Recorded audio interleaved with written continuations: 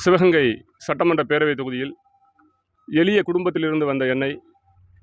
அனைத்திந்திய புரட்சித் தலைவர் மக்கள் முன்னேற்றக் கழகம் சார்பில் போட்டியிடுவதற்கு வாய்ப்பு வழங்கிய கழக பொதுச் செயலாளர், நாளைய தமிழகம் புரட்சித்தாய் சின்னம்மா அவர்களுக்கு என்னுடைய நன்றியை இந்த நேரத்தில் தெரிவித்துக் கொள்கின்றேன். புரட்சித் தலைவி அம்மா என்கின்ற மாபெரும் மக்கள் சக்தியை தமிழ்நாட்டு அரசியலில் 6 முறை முடிசூட்டிக் கொள்வதற்கு பின்புலமாக இருந்த புரட்சித்தாய் சின்னம்மா அவர்களை புரட்சித் தலைவி அம்மா அவர்களின் மறைவிற்கு பின்பாக அரசியலிலிருந்து அப்புறப்படுத்த நினைத்த தீய சக்திகளையும் கழக துரோகிகளையும் வீழ்த்தி இந்த 2026 சட்டமன்ற பேரவை பொதுத் தேர்தலில் கூட்டணி கட்சிகள் சேர்த்து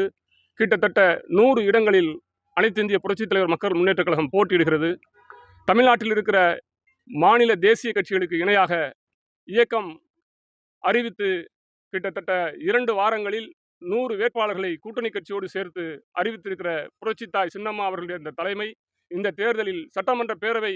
பொதுத் தேர்தல் முடிவை தீர்மானிக்கிற சக்தியாக இருக்கும். அன்பார்ந்த சிவகங்கை வாக்காளர் பெருமக்களாகிய நீங்கள், ஒரு எளிய குடும்பத்திலிருந்து வந்த என்னை சிவகங்கை மாவட்ட நீதிமன்றங்களில் 18 ஆண்டு காலம் ஏழை எளிய மக்களுக்காக வழக்கறிஞராக ஆஜராகி வருகிற என்னை தென்னந்தோப்பு சின்னத்தில் வாக்களித்து வெற்றி பெறச் செய்ய வேண்டும்.